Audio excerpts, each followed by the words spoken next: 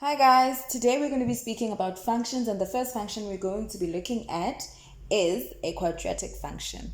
So a quadratic function goes by this equation: y is equal to ax squared plus q, and a and q tell us a lot of things about the function before we even draw it. So if a is positive, then it's an arms up or arms open or a smiley face, it's a smiling graph. If a is negative, then it's an arms down or arms closed or a frowning or sad face. Right? So q tells us about where the graph intersects with y. So q is the y-intercept, and q is also a vertical shift. So if you have plus q, then it shifts by q units up. So this is the graph y is equal to x squared. If you shift it up by q units, you get that graph. And minus q is a vertical shift downwards. If you shift this y is equal to x squared graph down by q units, you get this graph. The domain and the range is x is an element of the integers. So example 1. Say we have f of x is equal to 3x squared plus 1. What can we already tell? Number 1, we can see that this is positive, so this is an arms up graph. Arms open, smiling graph, it's very happy. Q is greater than 0. That means that we are vertically shifting this graph by 1. And it also means that the y-intercept is at 1. So at 0 and 1, that's our y-intercept. So our x-intercept will be when we make y equal to 0. So 0 is equal to 3x squared plus 1. Take the 1 over, minus 1 is equal to 3x squared. Minus 1 over 3 is equal to x squared. But you see, we spoke about this in the previous video. These roots aren't real, so therefore there is no x-intercept for this particular graph. Let us move on. So now we have another graph. F of x is equal to minus 4x squared plus 2. Our a is smaller than 0. That means arms down, arms closed. It's a sad graph. Q is equal to 2. That means we are shifting the graph up by 2 units. And it also means that the y-intercept is at 0 and at 2. The x-intercept is when y is equal to 0. When we work that out, we get that x is either equal to the square root of a half or negative the square root of a half. So let's draw this particular graph. We have that the graph intersects with the y-axis at 2, so 1, 2. So over here, we know that the graph is going to go like this because it's a sad graph. And let's say this is 1, this is 2. Our 2 x-intercepts are at x is equal to negative 0,71. Maybe that would be here. And x is equal to positive 0,71, and maybe we'd have that here. So when we draw our graph, we get this.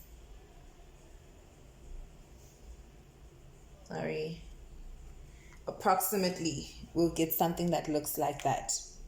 So there we have drawn our graph. So let's move on.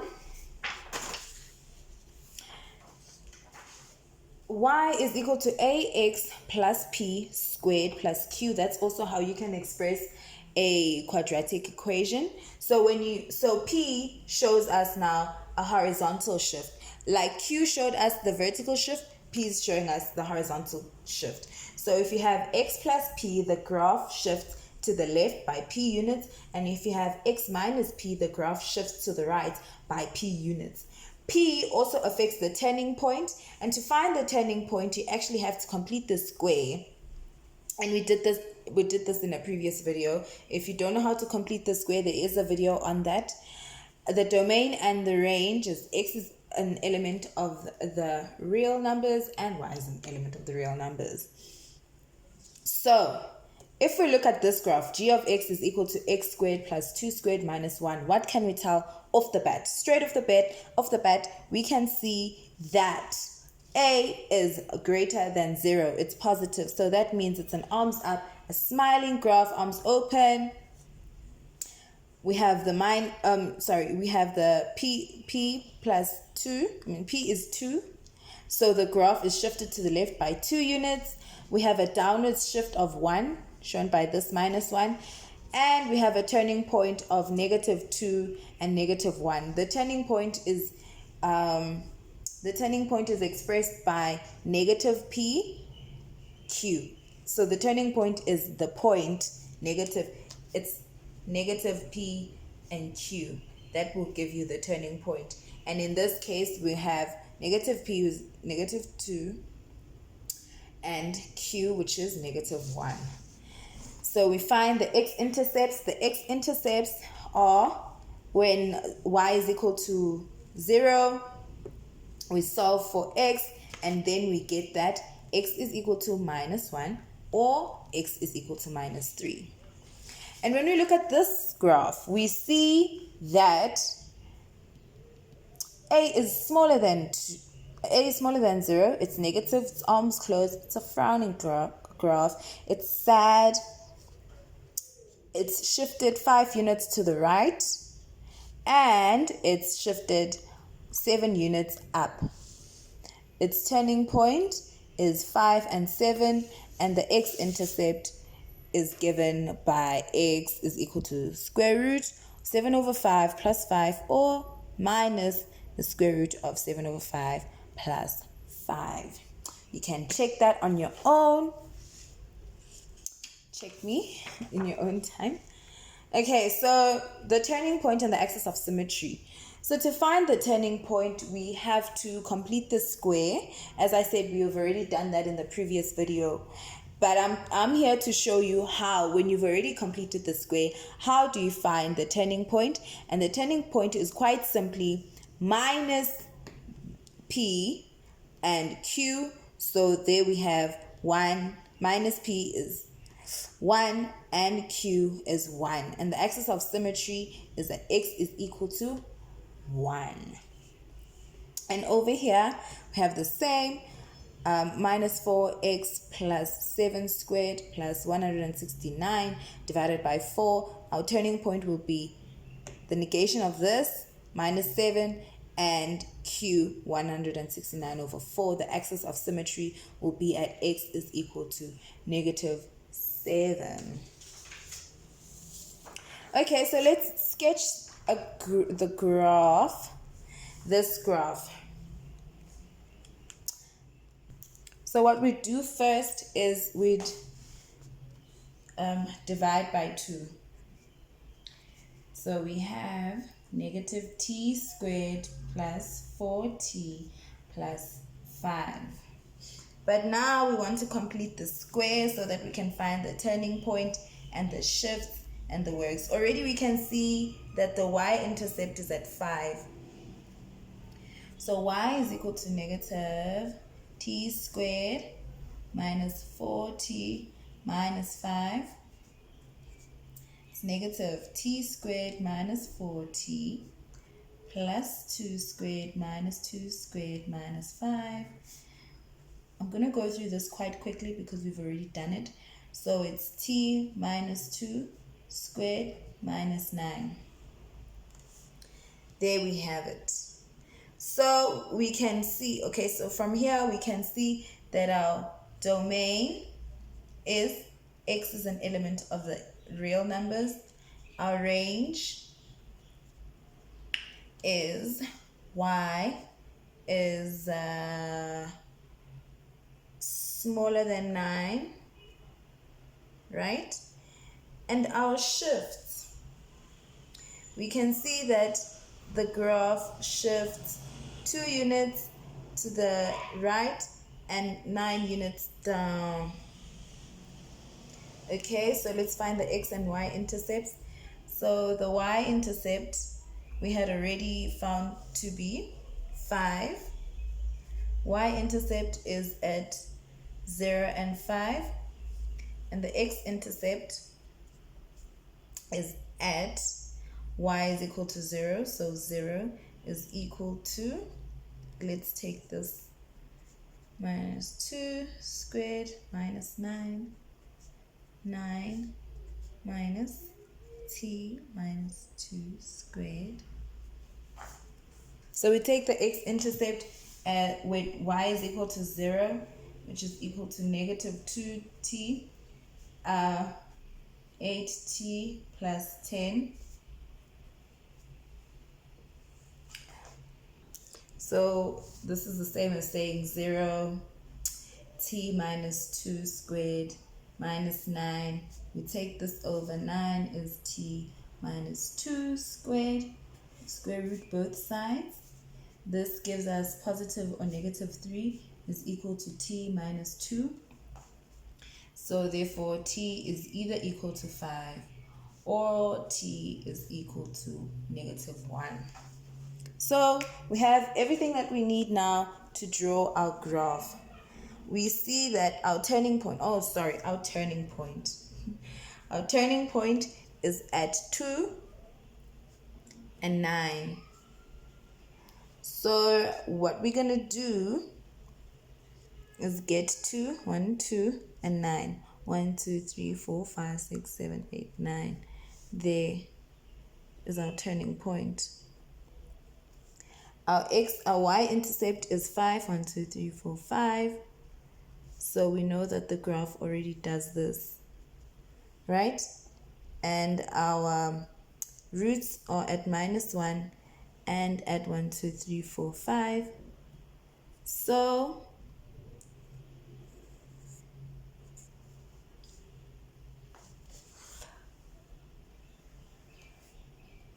this would be our graph. It's not drawn nicely, but this would be what it would look like. So next we go on to average gradient. And what the average gradient is the line passing through 2 points. Gradient is the average gradient. The average gradient between R and S is given by y minus S. So R's y minus S's y over R's x minus S's x. Or you can also express it like this as f a plus h minus f of a over h. So f at a plus h minus f at a over h. And you're going to see more of this in grade 12.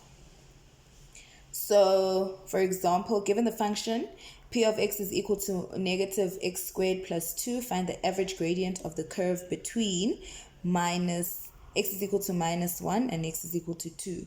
So now you substitute the points that you're given. So at p is minus 1. We have that p at minus 1 is 0 and p at 2 is minus 6. So these are our coordinates, minus 1 and 0 and 2 and minus 6. So the average gradient would be minus 6 minus 0, 2 minus minus 1. So that gives us minus 6 minus 0, which is just 6, 2 plus 1, and that gives us minus 2. Now we go on to hyperbolic functions. Hyperbolic functions are given by the formula y is equal to a over x plus q. And just like in the quadratic function, q indicates the vertical shift. Y is equal to q is the horizontal asymptote. Okay, and p, you're going to see p indicates a horizontal shift, so left and right. So the same principles apply from there, right? For all of these functions that we're going to cover. So this is what it looks like when a is negative. When a is negative, this is what it looks like when a is positive. This is what it looks like when there's a shift.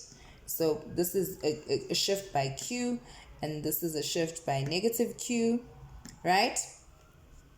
the domain and the range. So for the domain, x is not equal to p, because that would be division by 0. So x is not equal to negative p.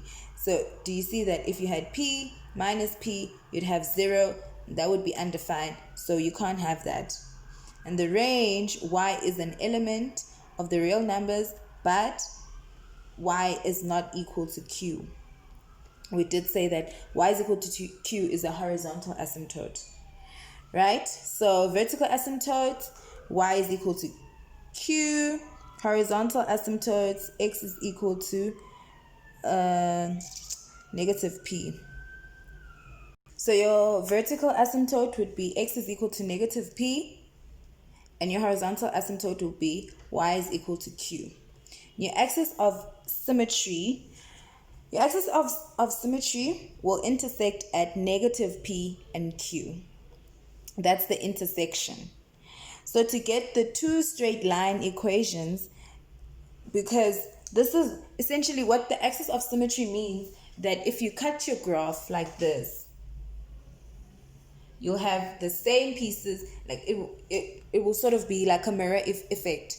So you have, this is y is equal to negative x, and this is y is equal to positive x. So this is the graph, y is equal to x, and this is y is equal to negative x. But when there are shifts, then you have to account for them. So then you'll have y1 is equal to x plus d1, and y2 is equal to negative x plus d1. So you substitute your x and y coordinates to get the equation of your two axes of symmetry. So sketching a hyperbola. You need the x-intercepts, the domain and the range, the quadrants, the asymptotes. So here we see that a is greater than 0, so we know that we're going to have a function that falls here in this. Okay, so our domain is t is an element of all the real numbers, but t cannot equal 4. Okay, then for the range, y is also an element of the real numbers, but y is not equal to 2. The x-intercept, so for the x-intercept, you make t 0, and when you do that, you get y is equal to 4 over 0 minus 4, so it's minus 4 plus 2. That is, y is equal to minus 1 plus 2. Y is equal to 1. So we'll have a y-intercept at 0 and 1. An x-intercept when y is equal to 0. So we have 0 is equal to 4 over t minus 4 plus 2. So we have minus 2 this side, 4 over t minus 4. We take this over, t minus 4 is equal to 4. May we please take this up to here. Then we have negative 2t plus 8 is equal to 4. Negative 2t is equal to 4 minus 8, and that's negative 4. So t is equal to 2. And then we have that 2 and 0 is our x-intercept. Okay, and our asymptotes are at x is equal to 4 and at y is equal to 2. So let's draw that. So let's first start with our asymptotes. 3, 4. X is equal to 4, y is equal to 2. So we'll have that, and we'll have that. Right? Oh, I'm so sorry, my lines are so skew. But that is now essentially what we have. This is x is equal to 4, and this is y is equal to 2. So we know that our graph is going to lie here. So let's look for, what did we say our x-intercepts were? Okay, so the graph intersects with x at 2 and 0. So at 2 and 0 here, and it intersects with y at 0 and 1 here. Perfect. So when we draw the graph, this is what we have. Gets close to the asymptote but never touches there, and then we have that as well. There we have y is equal to 4 divided by t minus 4 plus 2. That's our graph. Next, we have exponential functions. So exponential functions come in the form of y is equal to ab to the x plus q. Q indicates the vertical shift. Y is equal to q is the horizontal asymptote. B is greater than 1 is an increasing function. And when b is between 0 and 1, it's a decreasing function.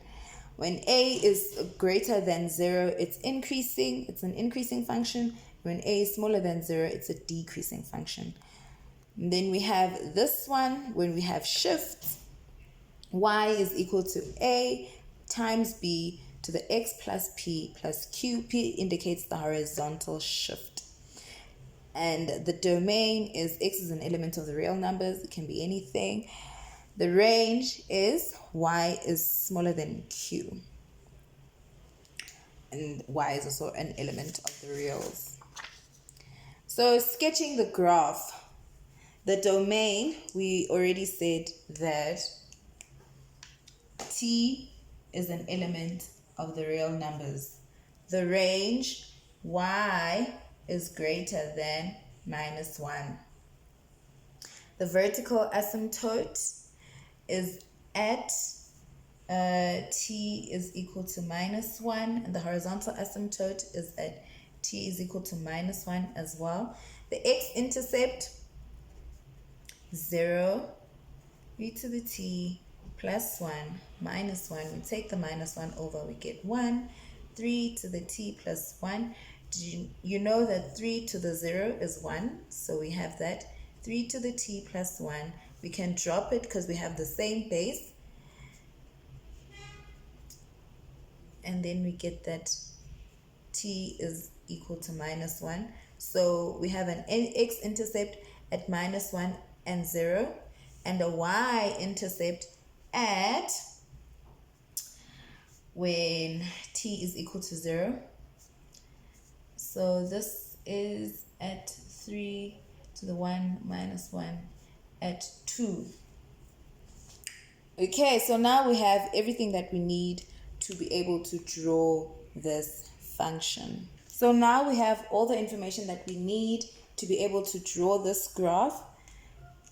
We have that this is the horizontal asymptote, y is equal to minus 1. Then this is the x-intercept at minus 1 and 0. This is the y-intercept at 2 and 0. So we draw the graph like so. Like that.